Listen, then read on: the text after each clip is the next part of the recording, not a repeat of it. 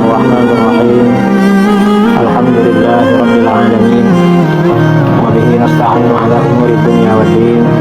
Wassalatu wassalamu 'ala asyrafil anbiya wal mursalin sayyidina Muhammadin wa 'ala alihi wa sahbihi ajma'in. Amma ba'du.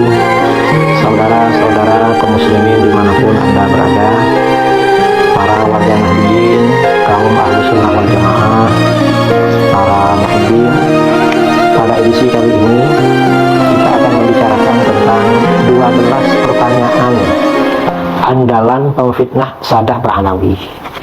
Ternyata 12 pertanyaan ini tidak bermutu, tapi mereka dengan mengajukan 12 pertanyaan seakan-akan mereka ini hebat, padahal sebaliknya.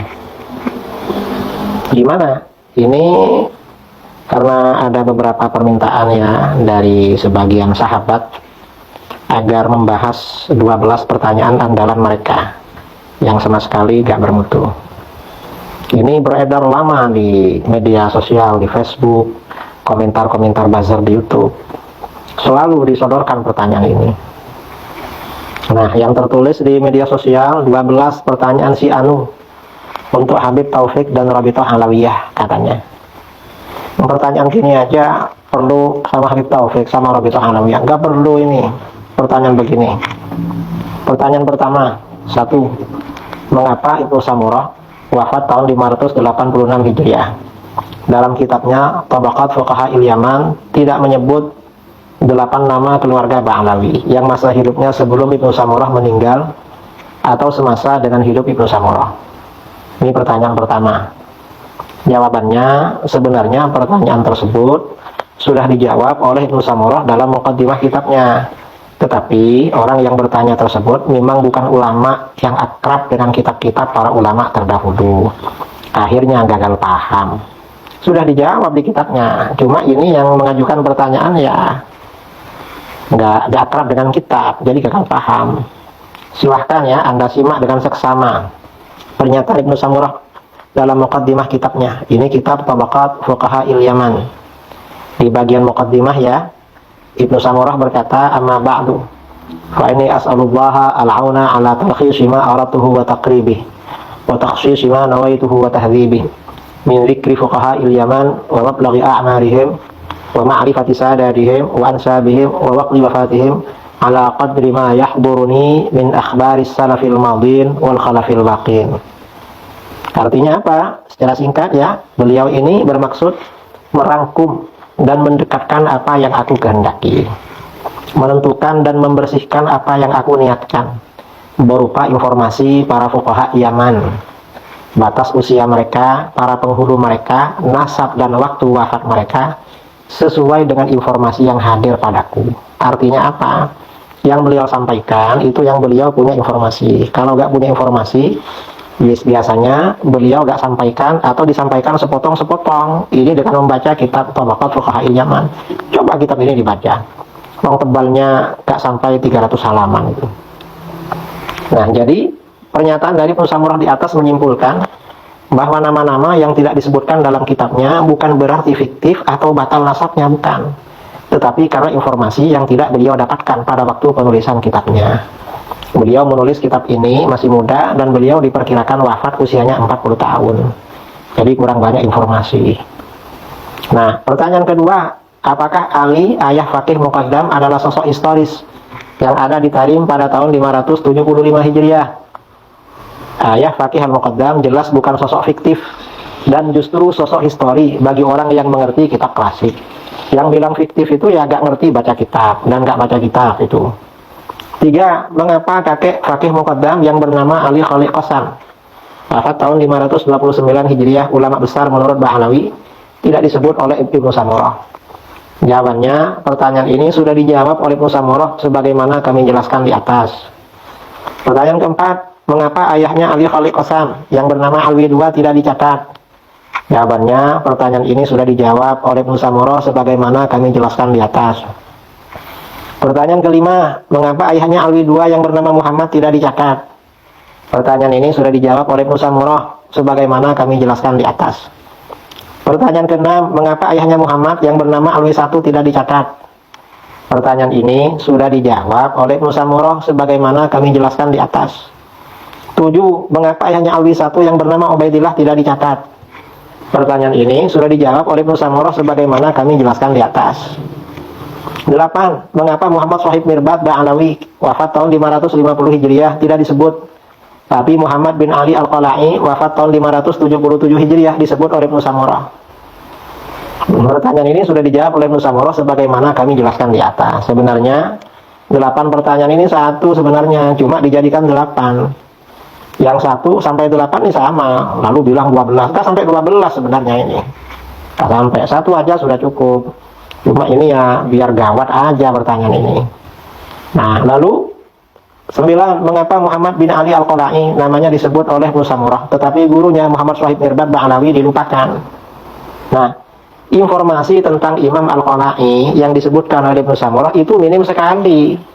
Minim informasinya. Boleh jadi Al-Qala'i disebutkan karena menjadi mufti dan banyak karangannya. Orang yang punya jabatan, apalagi banyak karangan, itu lebih populer. Tapi ya populer namanya aja, biodatanya gak lengkap.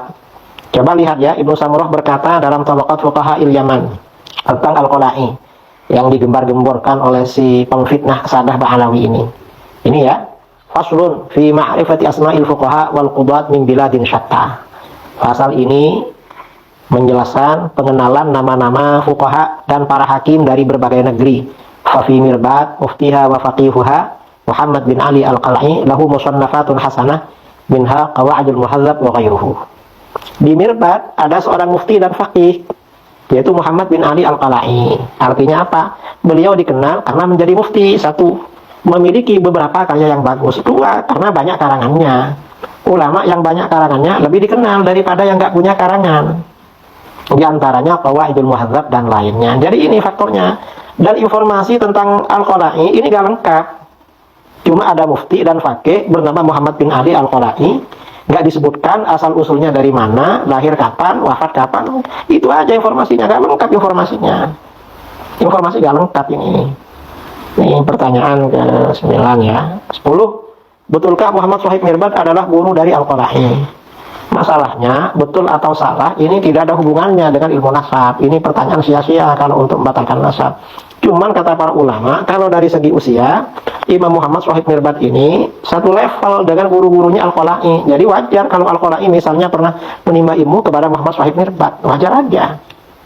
11. Betulkah Muhammad Shahib Mirbad membawa mazhab Syafi'i di Mirbad?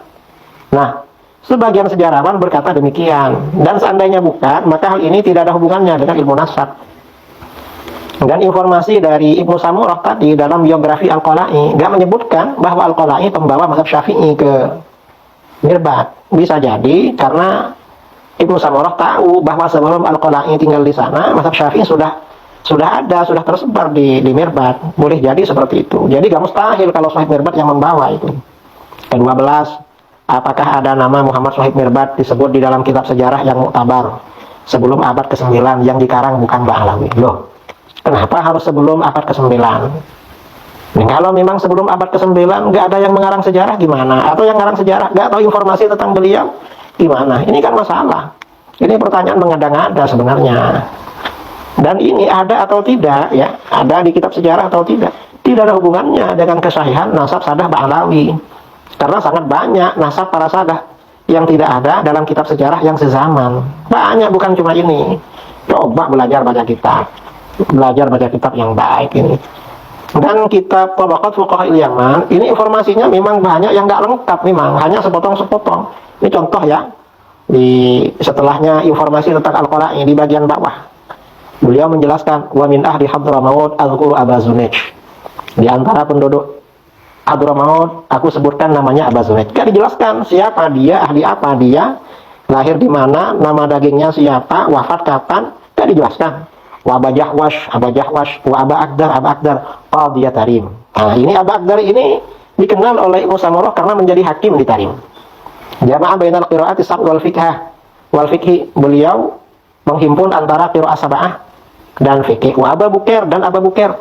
Aba Bukair ini gak disebutkan keahliannya. Cuma beliau bilang, laqaitu Aba Bukair hadza fi Aden. Aku jumpa Abu Bukair ini di Aden. Jadi kenal Aba Bukair karena pernah jumpa dengan Aba Bukair. Lahu samtun wahaibatun. Beliau ini ya punya kepribadian yang baik dan berwibawa. Muhafizun ala shalah fi awwali waktiha. Selalu sholat di awal waktu. Gak dijelaskan ahli apa beliau. Utila syahidaini fi Tarim. Dua orang ini, Abu Akdar dan Abu Bukair, terbunuh sebagai syahid di Tarim sanata khamsin wa sab'in wa khamsimi'ah, tahun 575, fi ghazatil Amir Izzuddin, pada waktu peperangan Amir Izzuddin. Nah, artinya apa? Ulama-ulama yang disebutkan oleh Ibnu Samurah itu informasinya minim. Informasinya minim, nggak menyebut nasab, nggak nyebut lahir di mana, gurunya siapa, minim. Artinya Ibnu Samurah ini memang informasinya minim dalam menulis buku ini. Karenanya ketika seseorang itu nggak disebutkan namanya, bukan berarti fiktif, bukan berarti nggak ada. Coba baca kitab ini sampai selesai, dan yang paham baca. Atau misalnya ya, di halaman 222 ini, wa minhum, di antara ulama Hadramaut Ibnu Abil Hub Al-Qail, yang berkata, ajal mal'ala illa li arbabiha hayra, wa mal ilmu illa irsubna abil khairi, nafir ibn Yahya tahirun fi fi'alihi, wa thani sunufil khairi min ma'didil khairi. Ibnu Abil Hub ini oleh Ibnu Samurah hanya disebut dia pernah bilang, artinya budayawan, nggak disebut lahirnya kapan, wafatnya kapan, karangannya apa saja, kemudian gurunya siapa, nama dagingnya siapa, cuma Ibnu Abil Hub. Padahal ini ulama populer pada waktu itu. Mengapa? Informasinya beliau nggak punya, cuma kenal gitu aja, kenal itu. Dan kenalnya ya karena ada syairnya. Kebetulan Ibnu Abil Hub ini budayawan, dan Ibnu Abil Hub ini termasuk ulama yang mensahihkan nasab Sadah Ba'alawi. Kalau penyebutan Ibnu Abil Hub ini dianggap apresiasi Ibnu Samurah terhadap Ibnu Abil Hub di dalam kitabnya Tabaqat Fuqaha'il Yaman, maka berarti Ibnu Samurah ini harusnya mengakui kesahihan nasab Sadah Ba'alawi. Ini difaham, hei orang-orang yang suka memfitnah nasab Ba'alawi. Baca kitab itu yang pandai, jangan nggak bisa baca kitab. Kalian yang suka batal-batal, tukang fitnah aja, nggak pandai baca kitab. Saya kira ini ya, mudah-mudahan bermanfaat. Assalamualaikum warahmatullahi wabarakatuh. Terima kasih yang telah menonton video ini. Semoga bermanfaat. Jangan lupa like, komen, dan subscribe.